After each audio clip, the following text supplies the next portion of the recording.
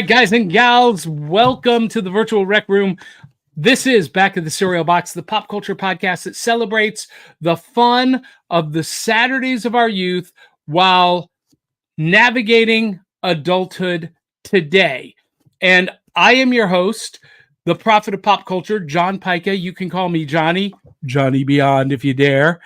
And when I was a kid, we didn't have smartphones or tablets at the breakfast table on Saturday mornings or any morning. We were literally in between cartoons, comic books, kaiju movies. We were literally reading the back of the cereal box. That was our newspaper. That was our world. That was our portal into pop culture. And they put games and stories, and sometimes they printed records that you could cut out, and comics, and they put comics inside and toys as prizes. It was a magical time, and that's what this show is all about, celebrating that. And to help me celebrate, please welcome your emotional support Canadian. She is the social media socialite, the Peppermint Princess, fan of Ninja Turtles, Ghostbusters, Power Rangers, all things geek, Willow Schuyler. Live long and prosper.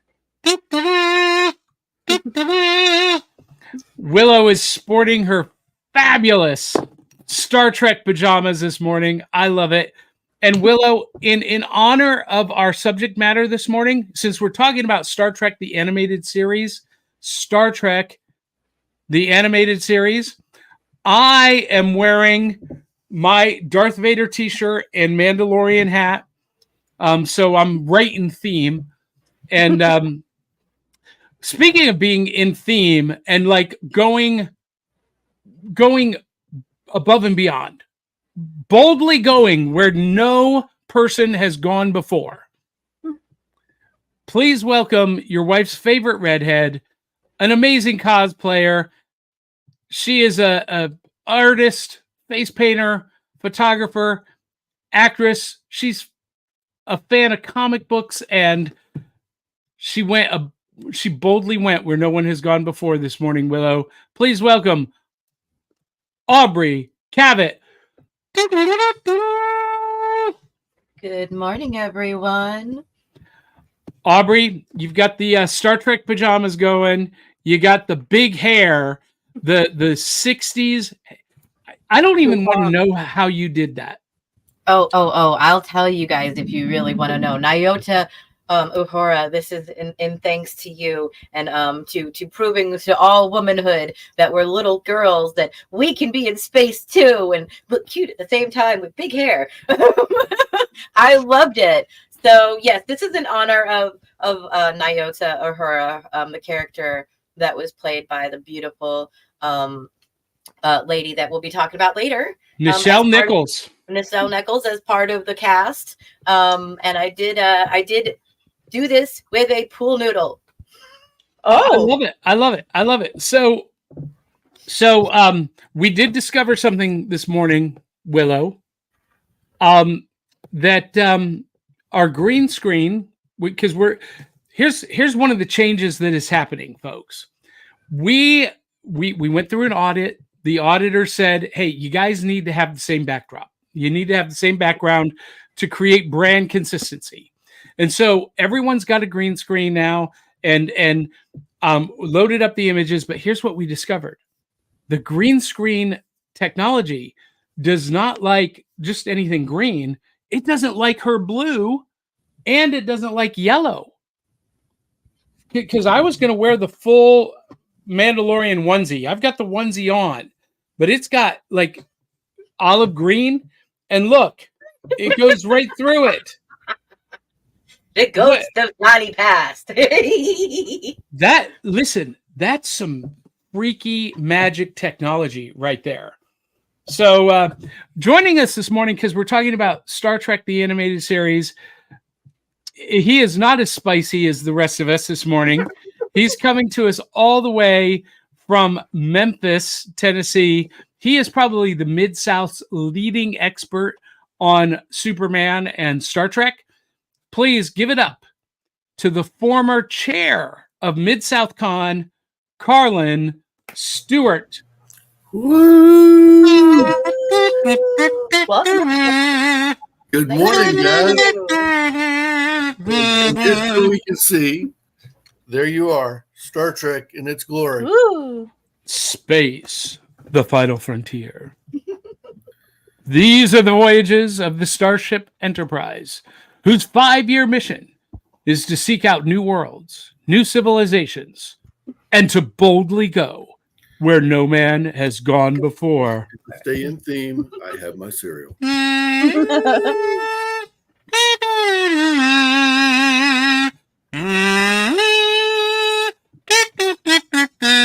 Yes, so Aubrey and Carlin are right in sync. Oh, nope. The question is, what's in the bowl? Because Saturday mornings, it's all about sitting down with big bowls of cereal. And Aubrey, you've got the Frosted Fruity Cheerios. Willow, what do you got this morning? The Frosted Flakes strawberry milkshake. That's fantastic. So Still good. trying to finish that box. And Carl, what do you have this morning, Carlin? I am doing classic Captain Crunch. Classic. I love it. I love it. Now, was Captain No Crunch? berries. To quote Scotty, no flipping A, no flipping B, no flipping C or D. I'm doing the original classic Enterprise of Captain Crunch. I love that. Captain K all the way, right? Did Captain Crunch? So, can you show us the back of your box? Is there anything fun on it, Aubrey? Oh yeah. So every time I have a mouthful of food. That's okay. What a team. We did this one before. This is one of those family size boxes. So it's taken me a long time. But what a team. Are you game for some sports trivia? Oh, okay. Sports trivia. So it's a game, but it's also knowledge at the same time, which even as a kid, I was like, please feed me. My brain was like Seymour, like Hey, get more input. I love that. Aubrey, just so that you know, when you leaned closer to the mic, you sounded so good. So good. We're going to get you a boom arm mic so that we can put it right there, right here. I'm so scared to touch it, guys, because all the noise you hear is just like that. Like it's just a tiny little tap, and it's so loud. Yeah. Carlin, anything fun on the back of your box? Well, it is a word game. I see. I love Captain Crunch's back cereal box boxes. I just had a stroke just then. They're cereal box backs. Anyway, and Willow, I know that you walked in with the bowl in hand, but anything fun on the back of Frosted Flakes? Just everything that was right. on English side is on French. And this communication officer can't speak French. Well, this week we got sent a box by General Mills, new cereal, because we are officially on their new release list. And let's crack this open, shall we? Look at what they sent us. This is a brand new box of Wheaties. Now, I've not had Wheaties since I was a kid. I don't even remember what these taste like. This has not been opened. The back of the box is a story about our cover athlete, Coco Gauff. And on the back, it's her story. But That's cool. I love this quote. Always dream big and don't let anyone limit your dreams because the possibilities are endless. Isn't that good stuff? So true. Isn't that great news? I love that.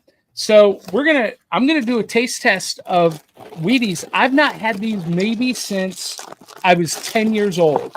So that's 40 years ago. The last time I had Wheaties, Bruce Jenner was on the box. Carlin, that'll tell you a little bit about how long ago it was. So for those of you who don't know, these are wheat flakes. No sweetener. Just Like I don't want to say anything negative, but it's kind of like, well, you know what it's kind of like? It's kind of like you ever have oatmeal toast or like oatmeal, like crispy oatmeal? That's what it tastes like dry. But let's give a taste test. And by the way, this morning I am using oat milk because the almond milk has not been kind to me recently. So I switched. Let's see what we got here. All right. So Wheaties in oat milk. Okay. Johnny took a bite. And Johnny, is it as crispy as it sounds? Yeah, can you hear it crisping? Okay. So, as a kid, I hated these. Because now, I don't know, there's something kind of charming about the taste of, I don't know. Charming's not the right word. There's something, I like it. Tastes like fiber. Okay, you know what? I'm a weirdo about non-sweet cereals because sometimes I actually like them. And sometimes I'm like, why did you do this? So now I want to know, can you save me a bowl? I can, yeah. Because I would like to try it because I don't think I've had Wheaties in the last 30 years. You know, okay, I'll tell you what I'm tasting. There's malt in this. And that's what I'm tasting, the malt flavor. And I'm almost sure that's an ingredient. That's what I'm tasting. That's what I like. That malt, because it's kind of got this like creaminess with the wheat crisp taste. I like plain Kellogg's cornflakes for the same reason. Plain cornflakes are, to me, taste sweet even though there's no added sweetener. Carlin, does any of that make sense to you?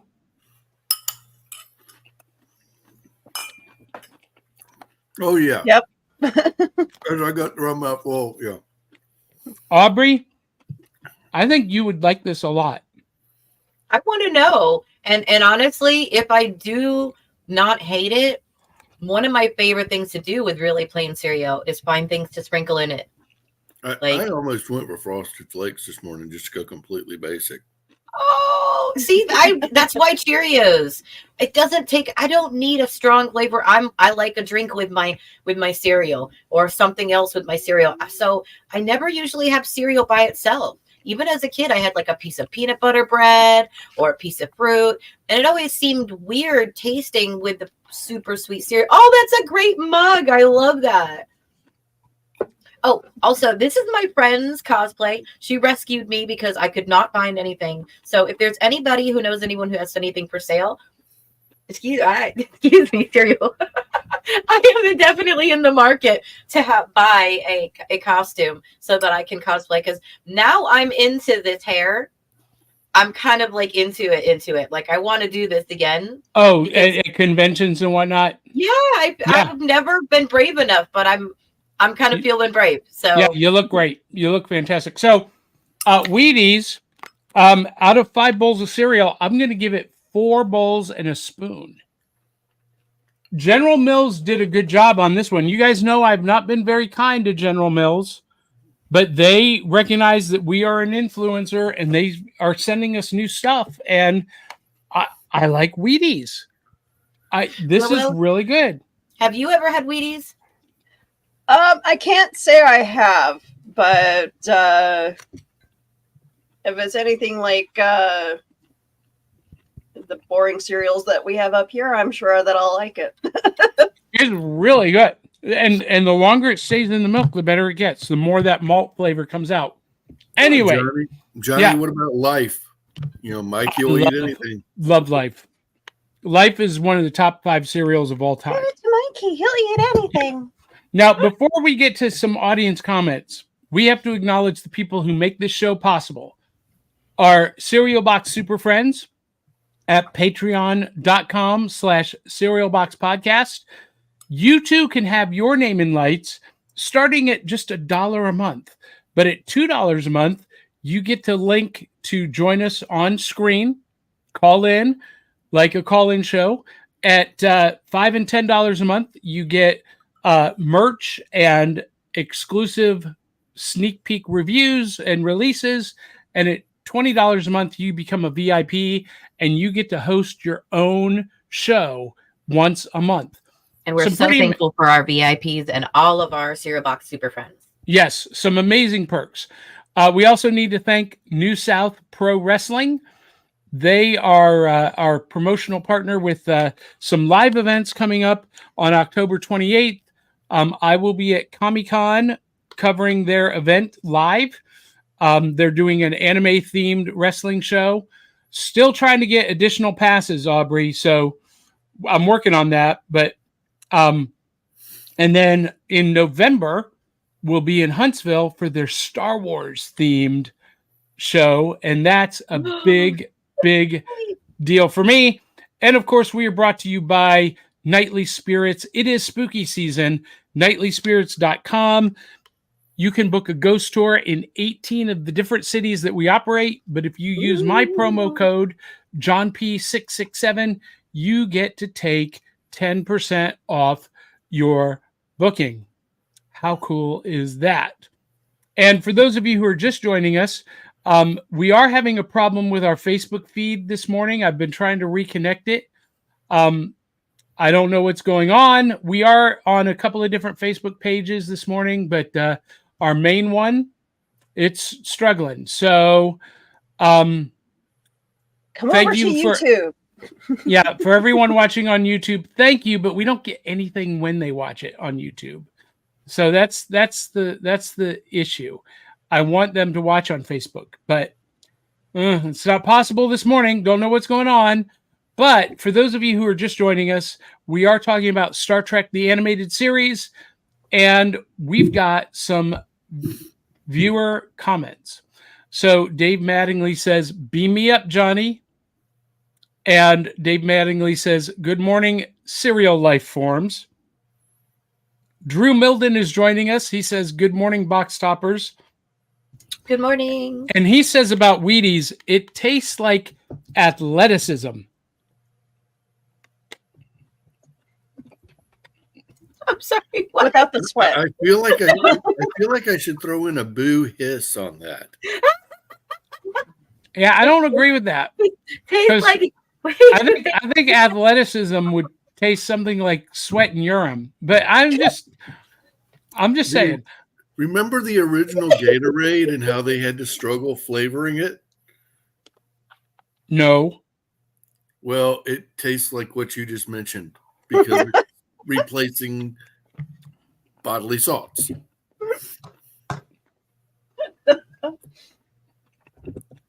It still tastes like that, Carlin. Yeah, I never was a fan of Gatorade. Yeah. Drew Milden says, plain cornflakes gives me memories of putting orange juice in my cereal as a kid. I was a madman. Oh, you know what? I think that's a new challenge for our show. Cornflakes and orange juice. You call us Canadians weird. We're going to do that. We'll give it a couple of weeks. I'll let you kind of ease into the idea, Aubrey. You might like it. Cornflakes and orange juice. You're welcome. You can thank Andrew Milden for that one. Andrew, why? Drew Milden says, a few years ago, I attended a performance of Star Trek, boldly going way too far. They didn't bring enough red shirts, so they recruited us from the audience to die in some horrible way. I love that. And Dave Mattingly says, Aubrey, the hair is looking great. Oh, thank you. Oh, to Uhura today. Yes. All right. So I'm going to try to do something here. Asking about the Facebook. Yeah. So I'm going to try and reconnect it right now. And we'll see what happens. It's spinning. We're live on Facebook. So everyone, because we we got that corrected. Hop over to our Facebook page, facebook.com/serialboxpodcast real quick Yes. and give us some thumbs up, some hearts. We will have to reload the full episode on Facebook because it's only picking up, from this point on. But Hello, Facebook. But we will do that. So thank you guys for doing that. And during this broadcast, they can support the page by also sending stars. And that's something very, very cool that you can do. All right. So, Aubrey. Yes. This is the part of the morning show.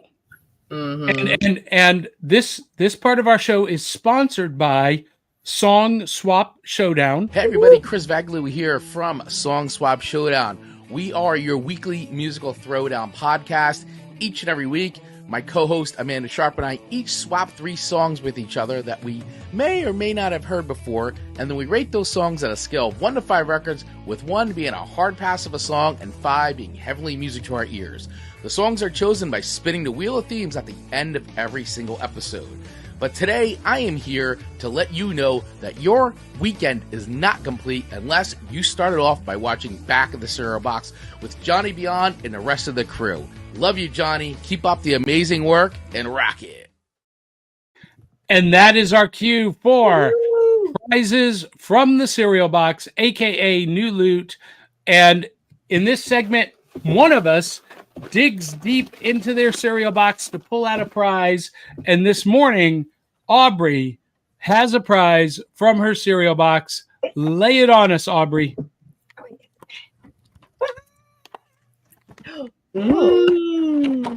So this is not the first gen. I was not able to find first gen, but I am a big Sir Patrick Stewart and Whoopi Goldberg fan, amongst other actors and actresses. And I found these at one of the shops that I advertised and did a little mini interview for, walking through their store on my Insta. And oh my goodness, they're perfect. I love them. And if you find more, please, I would like the whole crew. I want Deanna. So for those of you who don't know, these are the reaction figures from Super 7. Originally, they were distributed by Funko, but Super 7 reaction, and basically these are 70s Kenner style 3 3/4 inch figures. And I have a ton of reaction figures. There was a period where I was obsessed with them. Carlin, do you have any reaction? I love the brand rundown. figures? Oh yeah, of course I've got the Description. or some of them. I mean, you can't deal with a science fiction fantasy convention for 20 years and not pick up some figures. Oh, right. But specifically this brand? Turn those around again, Aubrey. I'm sure I do somewhere. I mean, I've got boxes of stuff. I know I don't have the Whoopi. That one's actually kind of nice. Yeah. I only found one of those in the store. So, and it's a good price too. These are only $8 a piece. Oh, wow. Well, So, these on are the the redos. on the secondhand market, Yeah.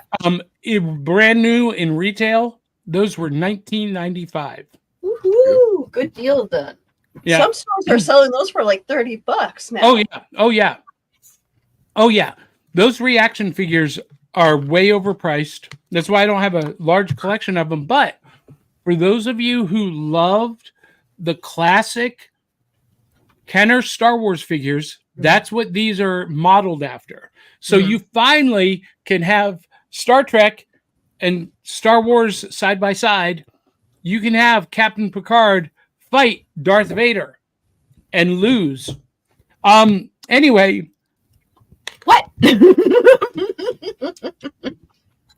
listen. Where's my blaster? Not even I will defend the captain. not even the Cardassians are getting out alive against the Imperial Navy. The Empire is destroying everyone in the Star Trek universe. Everyone. Data Even- and Deanna could destroy the whole universe all by themselves. I'm just saying. Nope. Because Vader just force chokes Deanna Troy. Done. We could have one of those weird battle ops as nerds. Like, no, Deanna gets in his mind because she's stronger than Vader. Because Vader's weak because he thinks there can be only one, while Deanna knows there can be a planet of them. We could go there. We're not gonna. It's okay. We've all seen the gag animation piece where Picard and Vader are having a discussion via view screens, and they're basically discussing the science behind each show, and they're basically trash talking one another. It's hilarious. I have seen that. That was a robot chicken thing. And Dave Mattingly says, "Welcome back, Box Tops, to Facebook." Chris Vaglio says, "What did I miss? LOL." Well, you missed a taste test of Wheaties, which surprisingly I like a lot. I had a second helping while you were showing off the reaction Star Trek figures. And Dave Mattingly says, at a Star Trek costume party once, there was a guy with dreadlocks and a big flat hat and also scrubs and a stethoscope. He was a gynecologist. Whack, whack, whack. But my favorite is Q. Every time I see a Q cosplay, I'm like, yes. All right, so that is going to bring us to our main topic, Saturday morning 102. And the only reason that Star Trek is 102 is because it only lasted 13 episodes. And a lot of people don't remember it unless they are my age or a little bit older, or if they are hardcore Star Trek fans. And Aubrey and Willow, last week, when you guys were talking about Star Trek upcoming, you kept referencing The Next Generation. Next Generation came out in 1989. The original Star Trek came out in 1968. So, tail of the tape here. Tail of the tape about Star Trek, the animated series. It is an American animated science fiction television series created by Gene Roddenberry. It originally aired simply under the title Star Trek, subtitled, created by Gene Roddenberry, and it debuted on Saturday mornings from September 8th, 1973 until October 12th, 1974 on NBC. It actually spanned 22 episodes over 2 seasons. I was wrong. I said 13. It was 22. The second series, it was the second series in the Star Trek franchise, and it features mostly the same characters as Star Trek, the original series.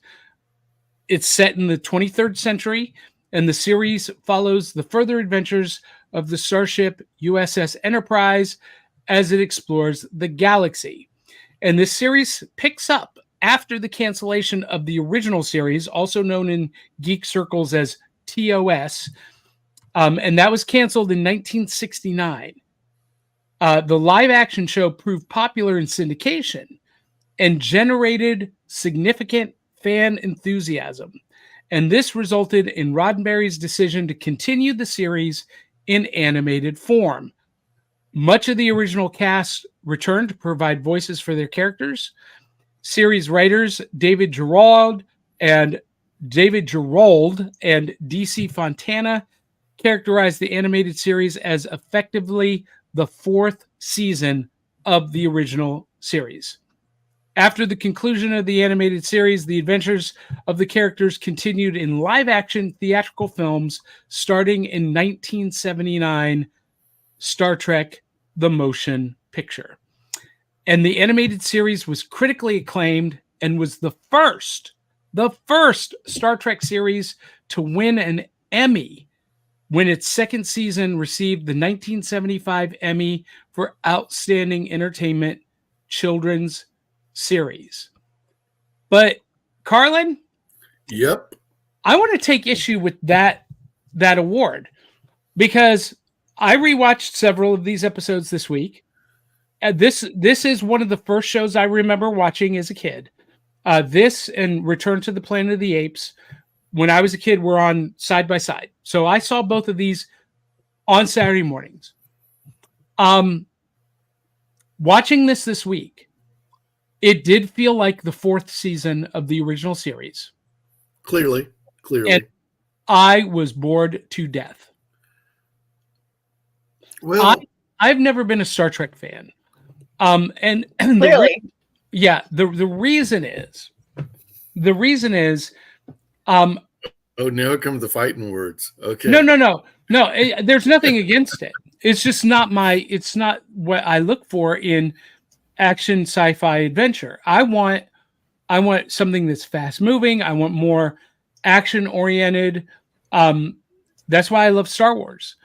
Star Wars has motion. It has action. It has, even when they're just sitting at the table playing a game, it feels like something is about to happen that is going to impact the story in a big way.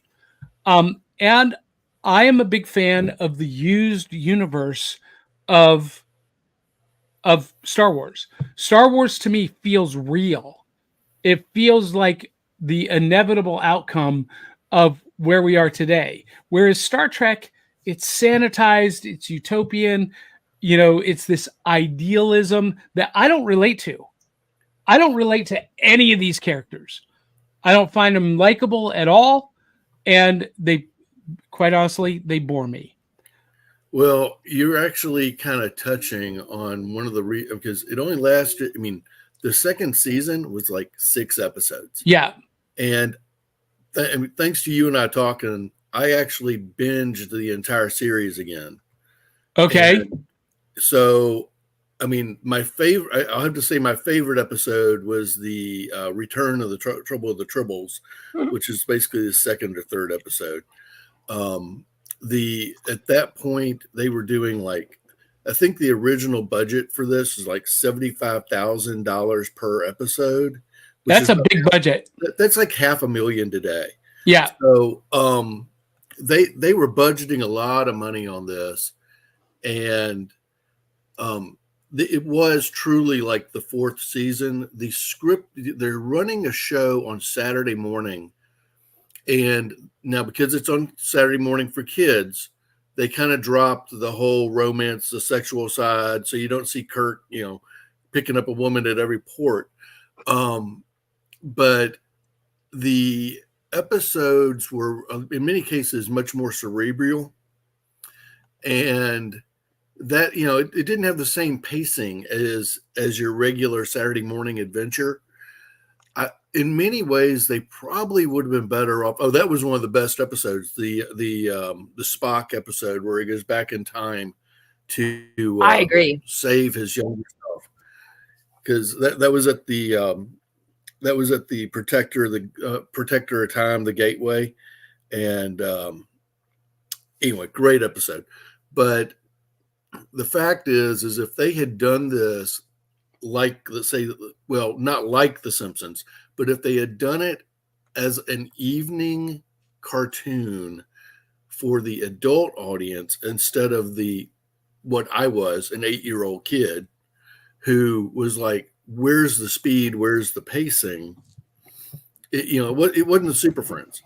Well, and we talked about this last week, Carlin, because I was a huge fan of Return to the Planet of the Apes, and it had me glued to the screen. It had me enthralled as a kid. And Willow had noted that to her, the Planet of the Apes was incredibly slow. 60 minutes of them walking in the desert.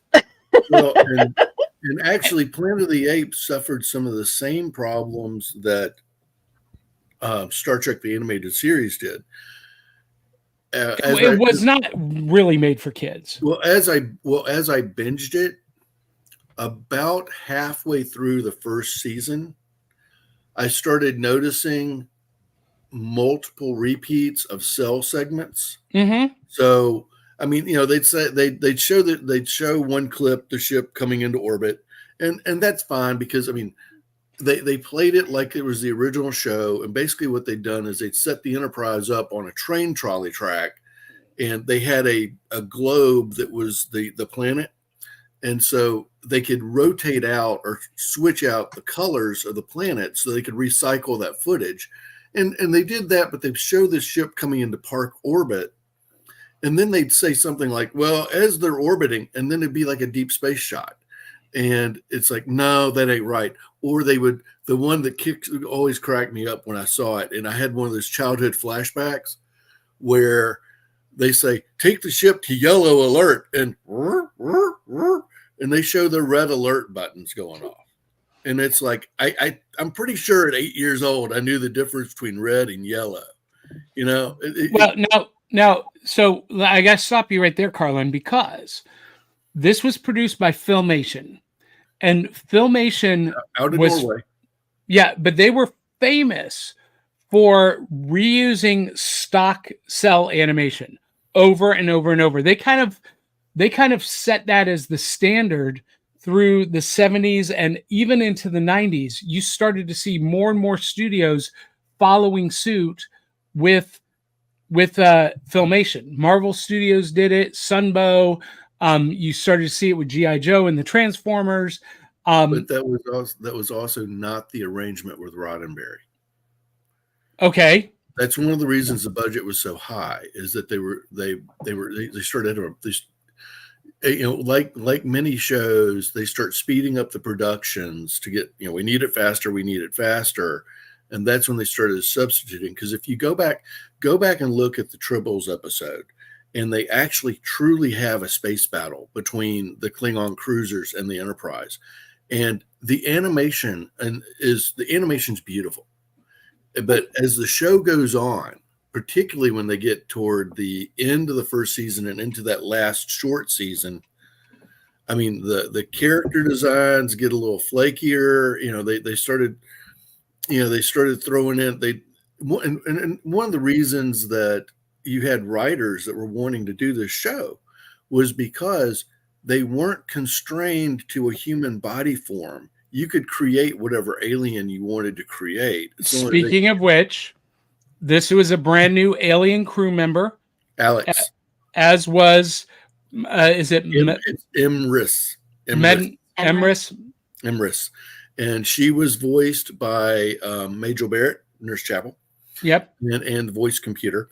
And Alex was voiced by good old Scotty. Really? That's James Doohan voiced him. Well, and so go on. And Chekhov, you notice that Alex is really the substitute for Chekhov. Right? I was so upset about that. They officially say Chekhov was not there because of budgetary issues, but you never know. Well, wait, wasn't he one of the actors who, like for some of the movies, held out for more money? Yeah, he could have been. I suspect that when they say budgeting, it might have also been difficult to deal with. I mean, let's admit it. We got Kirk is the first one that's going to have the high paying then Spock. So that's how the pecking list is going to go down. So if they can't afford him in case he wants more, do you want Kirk and Spock level? I don't know. I actually was playing around. I played around with Chat GPT just this morning to double check something. And it turns out that I was trying to make sure how many of the writers for the episodes had Hugo and Nebula awards. And I was like, I pretty much kind of knew it in my head, but Larry Niven wrote the episode that it's basically called The Soft Gun was his story, but it's the one called The Slavers, where the kind of the lion-like cat creatures that are looking for the old ancient weapons. And then you also had which one was it? David Gerard. I mean, he's an award winner. So I mean, you have Larry Niven, you got David Gerard. So you've got Hugo and award-winning Nebula writers that are doing the show. And then, of course, DC Fontana, she was the showrunner on the original series. And Roddenberry, in many ways, he was bringing the old gang back. So Carlin, you had sent me a note. You sent me a voicemail. Yeah. That you felt like Roddenberry got kind of shafted on this show. Explain that a little bit more. Well, it's because of when you look at what they were budgeting for per episode, and then when you start seeing the recycle, he lost his quality control. And Gotcha. also, if you go through it, and I literally did for you, I binged the whole series literally last night. We're talking. And I know that was a tough task for you. Yeah. So 2:30 in the morning, I was going to bed after binging the whole Woo, series. all right. His wife Renee is like, "Are you ever coming to bed?" No, I have to binge Star Trek. I'm being tortured. Oh, I know you hate Star Trek, don't you? Yes, honey. This is hard work for me. I'll be there soon. Darn it. She actually did come down the hall twice checking on me. So yes. Oh, that's very sweet. but the fact is that I'm just going to flip. I've got a web page open, so I'm going to flip back over to it real quick. But because I want to get back to the list of the episodes, and I scroll past it. But Samuel, the writer of the first episode, that was Samuel Peoples. He also wrote the pilot for the original Star Trek. Okay. And Gene reached out to him and said, hey, you wrote my original pilot. I kind of feel like you should write the pilot for this. And he agreed. He was also offered by Roddenberry the executive producer spot, but he turned it down because Peoples was actually a quite well-known Western writer. And, he is actually credited with the phrase "wagon train to the stars," which Roddenberry used when pitching the shows. Oh. Hey, can we just appreciate this for a minute? List of writers. Episode 7 was Chekhov, Walter Koenig. Yeah, exactly. So he wasn't in the show, but he wrote an episode. Mm-hmm. How weird. I mean, maybe, as a concession, they were like, you can come in as the, creative assistant by writing it. And well, as we get older, you start seeing some of the same tropes and stories show up again and again. But I'll just say off the bat, probably the worst episode of this entire series is Beam. It's the one with the colony creature that can separate his body into different jointed parts, and it rubs me wrong every time I see it. There was also one, and I'll scroll down so I get the title correct. It was kind of toward the.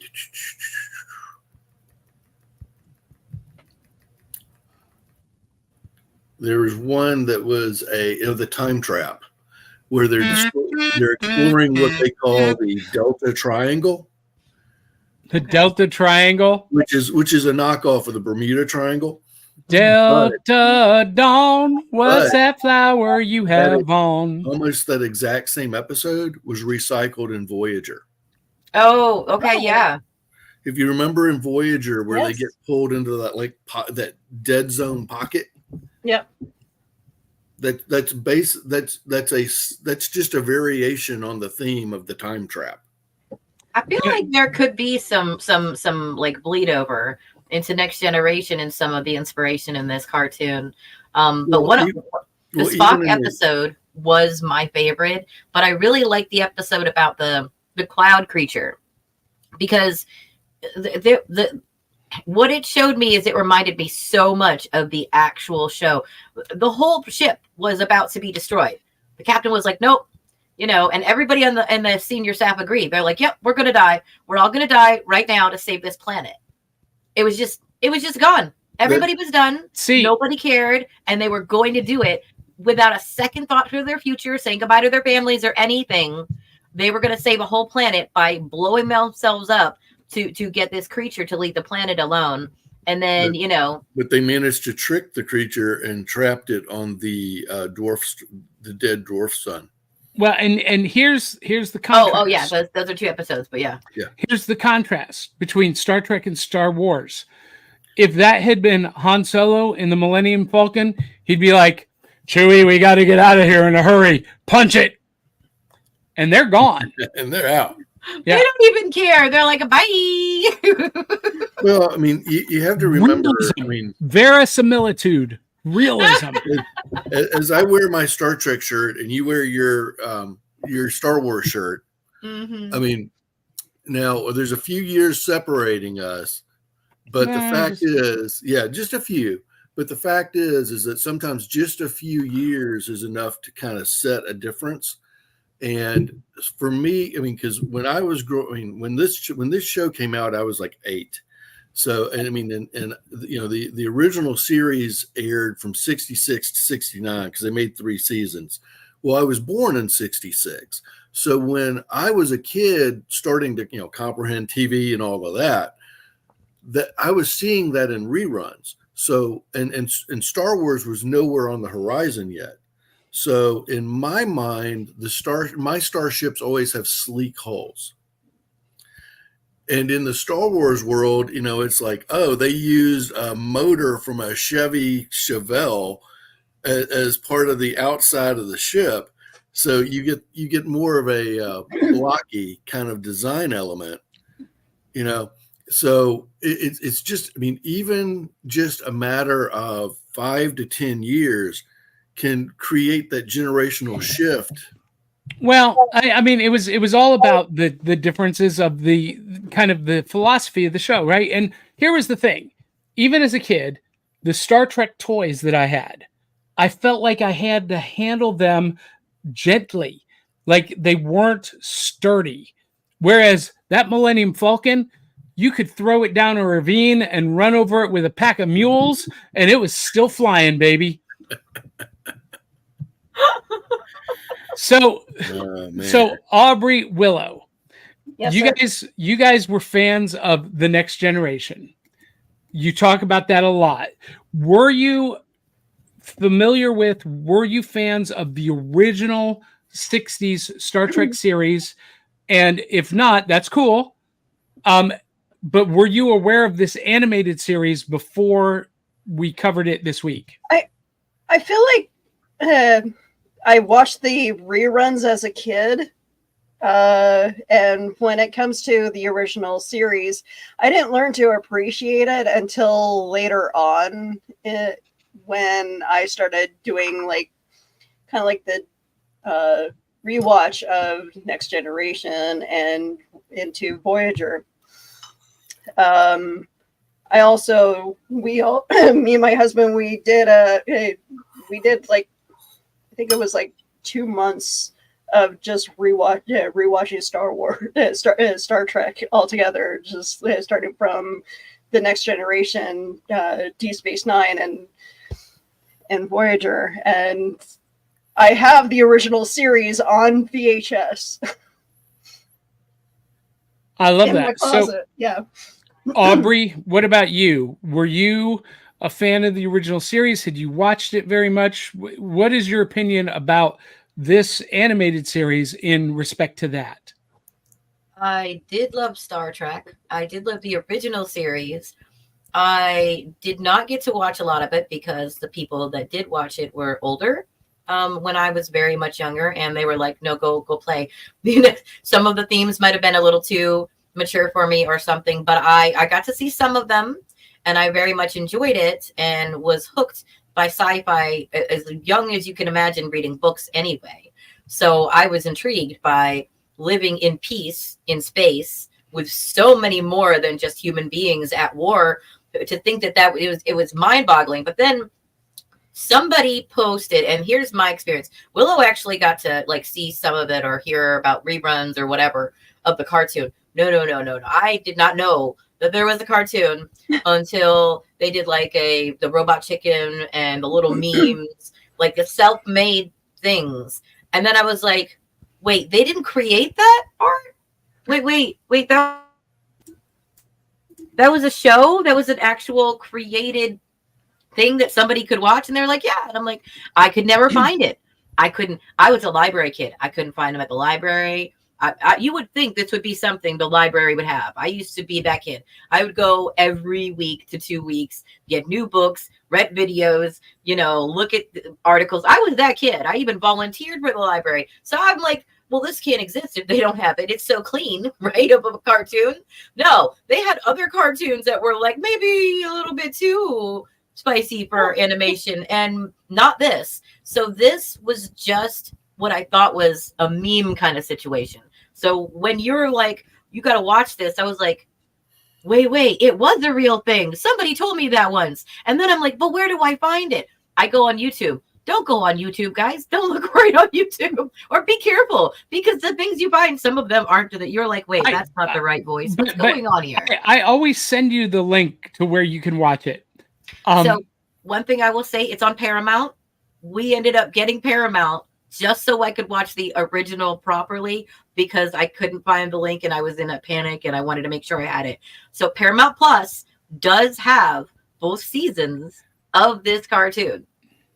They didn't pay us for that. I don't know if I'm supposed to say that or not. No, and that's good. But I sent you the link twice. There's a lot in there when we're talking. And that's why I do that, because I know Aubrey is ADHD, neurodivergent, and so I send those links a week to 2 weeks in advance, and then I send them again at the beginning of the week before the show, because I know Aubrey has probably lost track. And so traversing adulthood with ADHD. See, you can do it, guys. You just need to. But then you trust that Carlin owns the DVD set. Yeah, I wanted to see that. Can we say that again? Can I come through the screen and I want it? We got to do this one day. I'm gonna get it. This is the original series, Carlin? Yeah, no, this is the original animated series. Okay. Okay. Is that plastic? Is that metal? It's plastic. Oh, it it's is so a cute, orange. though. I'm one of those container girls. Let me see if I can take this out. It's actually 4 discs. Oh, it's in a little slip case, and I think it's kind of cool that you can see the diamond, the delta, and they have all the characters' faces in the delta. Oh, that's cool. Yeah, well, so we need to talk about a couple of things here. One, they created an original alien to replace Chekhov. Yeah, Alex, and he would show up in live action. Okay, what species is he? Does anybody know? I can check that real quick. I used to know, but I don't remember anymore. He's like Dovian or something like that. But is this the latest series? Is it called Discovery? Yes, that's Discovery. Yeah. So, and is he the actual same character or just the same race? I think he's the same race. Well, okay. No. That would be the character, because they're setting it time period, and he would have served in that time period, because apparently Chekhov, according to the animated series, if you want to accept it as canon, Chekhov had been reassigned to another ship, and why he came back on the Enterprise. So that he is period correct to be on the Enterprise for what would have been the 4th and 5th seasons. Now the lion girl, what was her name again? Maurice? Emrys, and Emrys. It is the Catlians.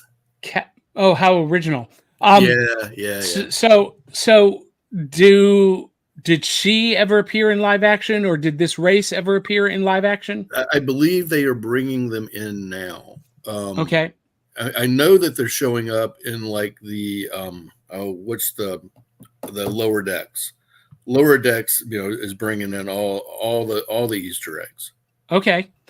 And of course, we had the voice talents of William Shatner, Leonard Nimoy, Nichelle Nichols, DeForest Kelley. Why can't I remember his name? Scotty. What was the actor's name? James Doohan. James Doohan.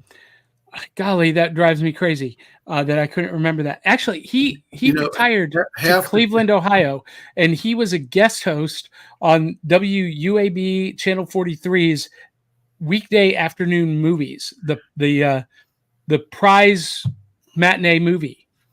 Well, and don't feel bad because sometimes I blank out on Bones as DeForest Kelly. And DeForest Kelly, I read an article several years ago where there was some on stage something going on, and DeForest Kelly's leaning back going, I was a major Western star. What am I doing with this?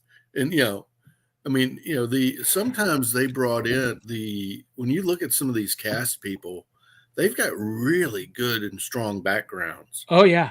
Damn it, Jim. I'm a doctor, not a cowboy. Yes. I used to be a cowboy, but now I'm a doctor. They introduced some new tech in this show. The atmosphere belts. Those, but that is an animation cheat. Yeah, those are so cool. Because you're simplifying the drawing process because they're using the same forms, the same uniforms, and they're not having to draw spacesuits. Okay. I don't remember them ever using spacesuits in the original series. They just always made sure that the planet they were going to had a breathable atmosphere. Alien's Web, Spock was trapped in the spacesuit. Yeah, I don't remember that. Sorry, man. And look, they did not skimp on Uhura's appeal. No, she's gorgeous. She is absolutely gorgeous in the show and in the animation. One thing I noticed when I was watching this last night, they never made the eyeballs white. Yeah, it bothered me. Yeah. It was a little offsetting because they come in and they do like this. Someone would be giving someone a side eye or something. Yep. Yeah, like Uhura, her eyeballs are the same as her skin tone, and so is Kirk's. It was just a little odd. Well, so that is a comic book thing. Yeah, No, it's a trait. I get it, but it was just when they do a close up, they do a close up and Spock and raise his eyebrow. It would always get me. There you go. Yeah. Yeah. You know what? I didn't notice that until you just said it. It didn't bother me at all. But I got to ask this question because I don't remember seeing this when I watched it this week. Is this a real frame? Yes. Kirk is a jerk. That is from the episode of The Prankster, where the Enterprise is being pursued by Romulans, and they kept this true to the show. By that time, the Romulans had their alliance with the Klingons, so they were using the DS-7 destroyers, and they didn't have their original ships. So they're basically being pursued by these Klingon destroyers. And they run through a cloud of highly charged atomic particles, and it basically infects the computer, and it's the computer that is the prankster. And so when Kirk sent his clothes to the laundry, the computer printed on the back of his shirt. Of course it did, because that's technology that existed. Anyway. Even though I was not a big fan of the original series, I was a big fan of Mego action figures. And I know it's supposed to be pronounced Mego, but I refuse. Mego. And I did have the Mego Captain Kirk. Oh. And I did have the Mego Mr. Spock. I had the whole set and the play bridge. So I did not have... Wait, Sonny, can we go back? I wish I had it. I still wish I had it. The faces. Can we say something about these faces? Is this the original artwork? Because it's not mimicking the actors. Yeah, this is the original artwork from the toy line. Okay, so Spock looks like so butch and so rough. Sorry, he really does. Uhura looks the same almost. I don't know how, but it's the weird lighting. I am almost 100% correct, or 100% sure. Carlin, look me up and check me on this. But those face portraits look like Bill Steranko art. It really does look like his art. And actually, now that you mention it, I did not realize we were not all pulling something. But over the weekend, I grabbed a treasure trove of old star logs. And if you look at that art, that is this is concept art from the 79 from the original movie. Oh, And that's so cool. It's basically the same art style.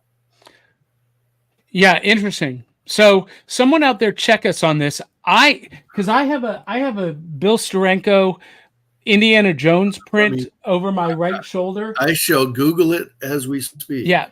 Now, the playset. This was the Enterprise playset. I did not have this. However, my best friend at the time, Lance Bean, did. I had the Mego Justice League Hall of Justice playset. But over to the left, you see the transporter, and that worked. So cool. You put figures in there, and you press the button, and it spun around, and then they disappeared. I know, that's so cool. Yeah, they I actually remember one of these. Yep, they went in the closet. You press the button, and they beamed away, and you could take them out the back to be on whatever remote. And what was really cool about this is this whole playset. It's cardboard covered with vinyl, much like the Planet of the Apes playset that I did have that we showed off last week. And the whole thing folds up into a case. So, Carlin, you had this. I did. How long did the transporter actually work? Until my parents sold it at a garage sale. Oh, heartbreaking. Yeah. It's not So, we sell this stuff, but when our parents I loved those toys. I took care of them. I had all, the little, you always lose the little phaser, the little gun, and the little communicator. I had them all. So cute. I Look at actually that little communicator on his hip. Look at that. It's in the and it came off, and it worked. It would flip open. Yeah, and I still have a Captain Kirk action figure minus clothing somewhere in storage. Yeah, somewhere. I don't know where. Well, minus clothing for Captain Kirk might be correct. Oh, yeah, it could be. Snap. He did like to. Hey, wait, no, that is a great segue to the information that I had. Wait. No, wait. Before you do that, these were never produced that I am aware of, but these are mock-ups, Mego style mock-ups of the animated characters Alex and Emrys. To my knowledge, they were never made. Yeah. But Mego, if you're watching, and I have friends over at Mego, Paul Clark, if you are seeing this would be like a home run. Collectors would go nuts to get these. Oh, yeah. I want her. I want her very much. Thank you. All right, now, Aubrey, perfect segues. Go. Okay, so Captain Kirk and Uhura were making waves in 1968 with Plato's Children, where they decided to break all of the rules that the television scripts wanted to stick to, because they wanted to prove a point. So even though the network was going to have two choices, with or without the kiss, the infamous kiss. Oh, hold on. We got buzz on somebody's mic. It's yours, Aubrey. One of your connections came loose. It's gone now. Okay, keep going. Okay, that was weird. Yeah. It was weird. So Uhura and Captain Kirk are supposed to have a kiss, right? Mm-hmm. The network says they want two options. They want the kiss option and the non-kiss option. So Shatner and Nichols were like, no, we're going to go behind their back and we're going to do our job so badly that they don't have a choice and they can only do the kiss scene, because they literally did. It's given out later, the information from both of them. They both deliberately agreed to flub every single take. So the only take that was valid to use was the kiss. So they pushed this. Like, okay. when we want to talk about pushing agenda and stuff like that, context. Actors. For those of you who have no idea what Aubrey is talking about. Oh. In the original Star Trek series on television, there was an episode called Mirror Mirror. I think that was what it was called, right? Where Episode Plato's Stepchildren. Plato's Stepchildren. But wasn't it the alternate reality? No. No, it wasn't. They were captured basically by the Roman gods or the Greek gods. Oh, she's right. I said Plato's children, but she's right. It's Plato's stepchildren. I thought in the Mirror Mirror episode that Kirk and Uhura had something going on. That because she was like super sexualized in that episode. She was super sexualized and tried to take down Chekhov. And by take down, I'm not talking about shooting.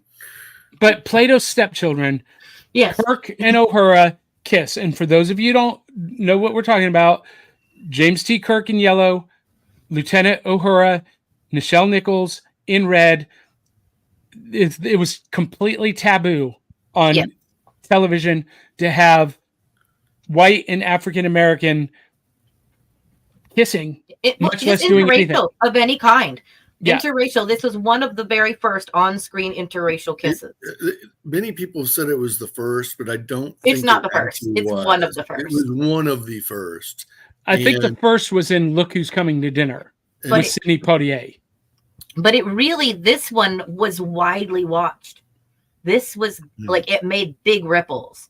This was the time period that my great-grandparents remember having a problem with this show.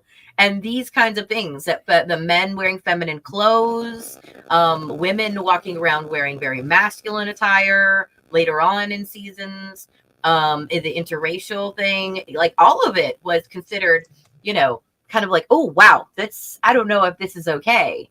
And so I love that Uhura was in these episodes. The actress herself has been recognized many, many times.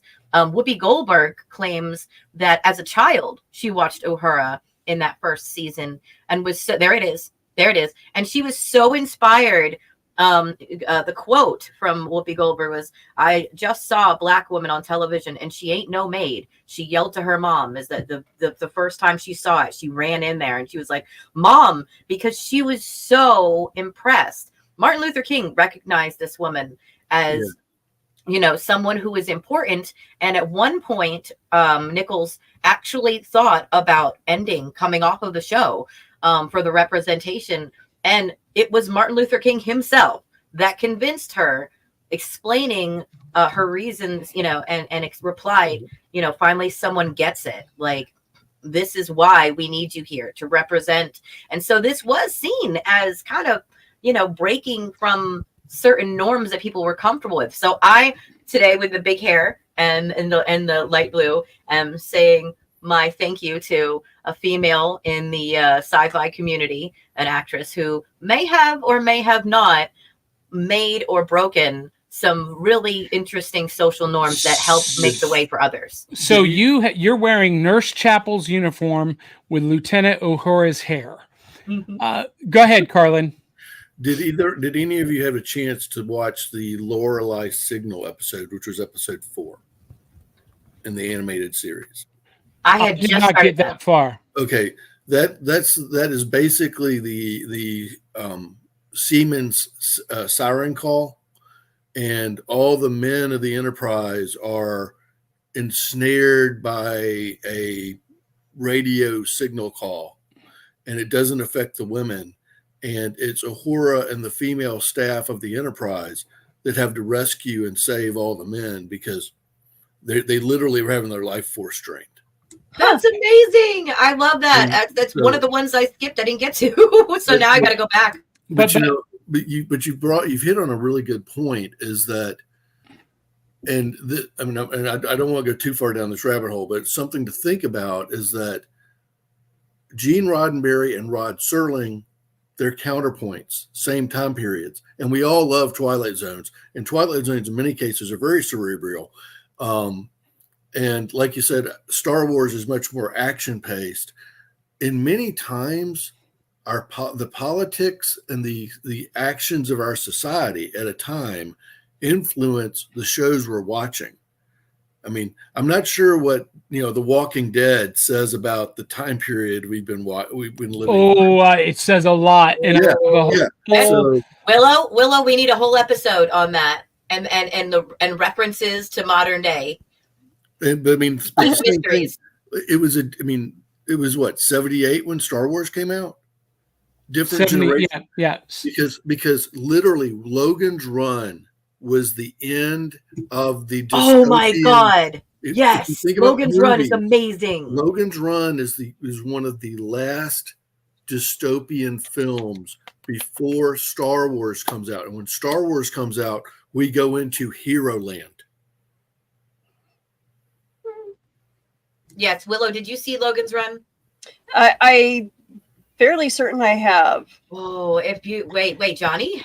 Sanctuary. Johnny, what? Listen. Oh my gosh! It was a big movie when I was a kid. It was adapted by Marvel Comics. I tried to watch it. Just drill a hole in my head. But here's the question that I got to ask. This is the important question. Okay. Regarding Captain Kirk and Lieutenant Uhura, kissing. Here's the big question. Were there any rumors? I mean, come on. Shatner and Nichols, they were getting together. You guys realize that Shatner was not liked at all. Roddenberry. Throughout the whole time. No, it was Roddenberry. Roddenberry? Roddenberry. Yes. Oh, you go, Roddenberry. Go Google it. Google it. Was he shagging Uhura? Well, it don't matter. It don't matter. Communication lines were open. But still, that's net. No, good knows good, right? Whatever you bag, baby. Talent knows talent. Behave. I got hailing frequencies open.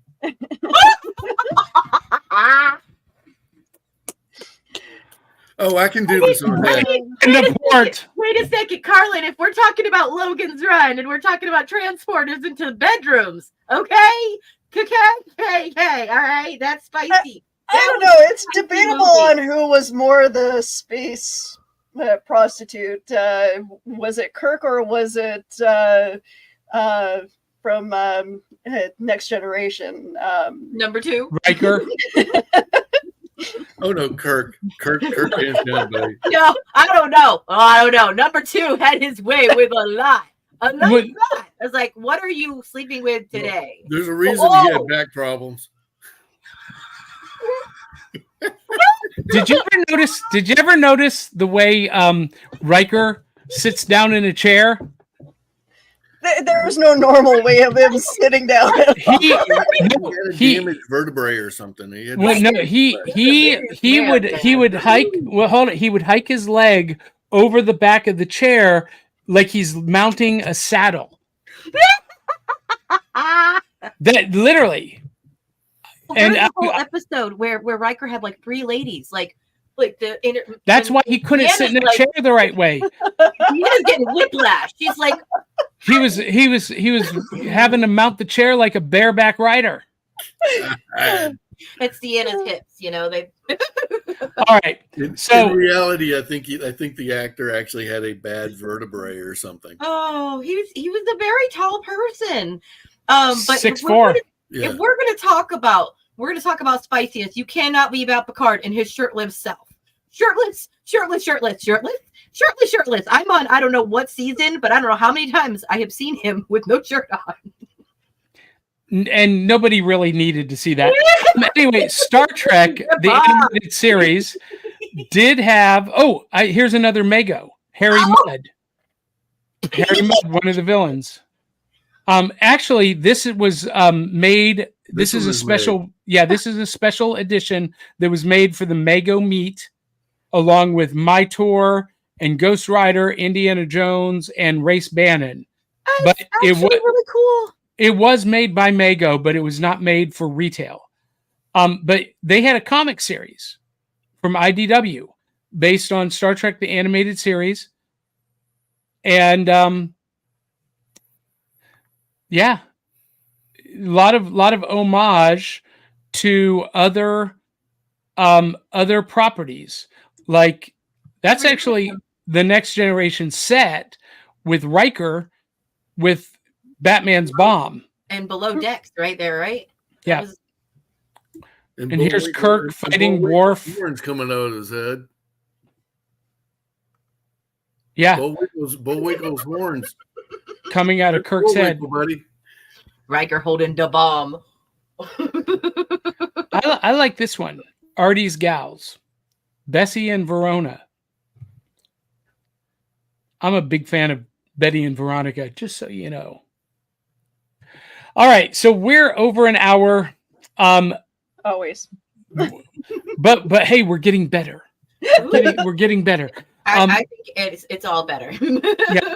So Willow, final thoughts about Star Trek the Animated Series. I feel like it was good during its time. Like I don't know about so much of going back. Like I think if we were to revisit it, there would be a lot of changes, a lot more representation for today's standards, a lot of arguments of wokeness, I'm sure, would pop up. But no, I think it was good. I think it was a good continuation for the series. All right. Aubrey? Oh yeah, I want the collection. I've seen Carlin's container, and I must. Hey, wait a sec, Johnny. you know what I meant. But yes, I'm really a big fan. Not as big as some. I will never call myself a Trekkie because I know true Trekkies. They've been to all the cons. They have multiple costumes. They have all the collections. Wait. You just committed a venal sin. What'd I do? Star Trek fans do not call themselves Trekkies. That is a pejorative that is used outside the Star Trek community to describe Trek fans, Trekkies. They call themselves Trekkers. Okay, well, I have met some Trekkers that call themselves Trekkies in person. So maybe it's just they're reclaiming the title. I don't know. No, we're trash talking. Oh, are they're trash talking themselves? Yeah. Okay. Hey, baby, you little Trekkie. Either way, I'm very proud to be a fan of Star Trek, and this is something I do want to own, and I am excited to continue because since I did get the Paramount free trial, I can watch all the episodes. I might just keep it if I see something else worth watching. But honestly, I have to say I'm serious about this. I want this costume, guys, and I want you to watch the episodes and tell me what you think. And I have a comic that I'm going to be reading from Next Generation that I will be posting the whole thing of me reading it, little pieces through, and my commentary, like Johnny wanted me to, because I didn't want to talk about it without reading it all the way first this time. So it will be still, but it will be all in one compact info. So you know what? That should be an episode of Back Issue Breakfast Club. Okay. Let's make that happen this week. Anyway, Carlin, final thoughts about Star Trek, the animated series. If they had done that in the evenings, I think it would have had a complete fifth season. It's the fact that they tried to run it on Saturday mornings and it was too cerebral for the kids. All right. And parents weren't tuning in because they thought it was a cartoon. We have a few last minute comments from John the Beagle Dad. Woo-hoo. Good morning, folks. The original series fan here, especially. TAS. What does TAS stand for? The animated series. TOS is the original series. Series. The animated series, first and syndication generation. And look who joined us this morning. Glenn Fleming. Or it would be good afternoon, right? From across the pond from England. Lovely ladies and gentlemen, thank you. And Glenn B. Fleming says, Andrew Milden, regarding the orange juice. Remember, cornflakes and orange juice, been there, done that. 3 weeks, ladies. Ooh. 3 weeks. We're going to do plain cornflakes and orange juice. So, Oh my gosh. Okay, guys, Oh I haven't gotten the guts enough to try orange juice and a shot of espresso. And apparently that's supposed to be good, and I'm just like, no. 3 weeks, Willow. 3 weeks. You can do the orange juice and shot of espresso too. We'll make it a combo. A 1-2 punch. Ruin my coffee. Stop giving him ideas. Please stop giving him ideas. What if you love it? But what if you love it? I'm not gonna love it. If you hate it, your life has not changed at all, right? Just keep a plastic trash can beside your desk. Now I'm gonna keep my coffee. Look, if you hate it, nothing has changed. You throw it away, you go on about your life. But if you love it, you have had an experience that will change your life. Maybe in a minor, silly little way. But I mean, that's what adventure is about. That's what Star Trek is about. It's Aubrey, about boldly going. Aubrey, he is wearing a Star Wars t-shirt that ain't no moon. I know. Look, it says same face, different day. But look, cornflakes and orange juice is what Star Trek is all about. Boldly going where no one has ever gone before. Oh, so we are going to now we're going to pull in infinite diversity, huh? No. Right now, when it's convenient. Is it too late to mention that when it's important and my orange juice doesn't do well with my stomach? Aubrey, we will be wishing you that you live long and prosper, though we're debating whether it's a few minutes or a few years. I know. Next week, Aubrey is going to be mixing the Fruity Cheerios with the Honey Nut Cheerios.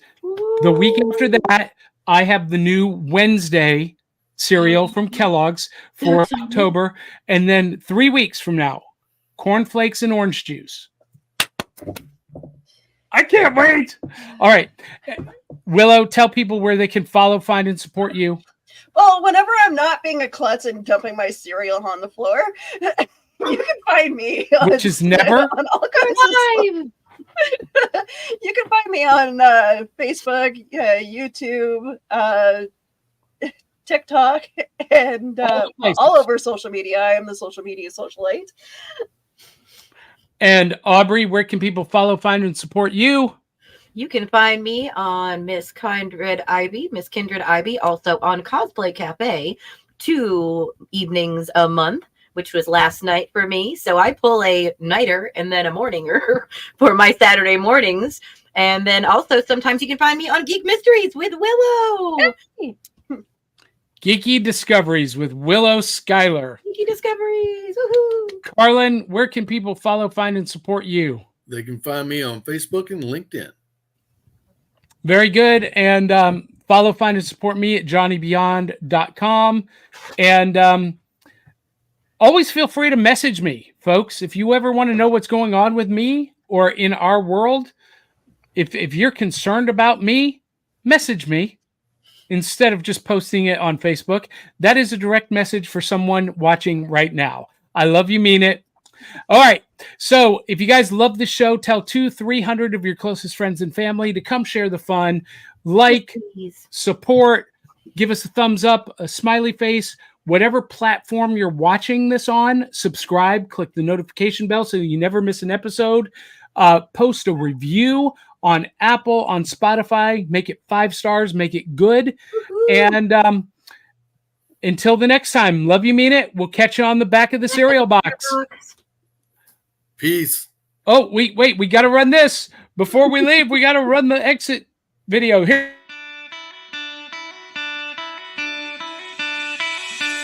It's like Coca-Cola, Levi Strauss,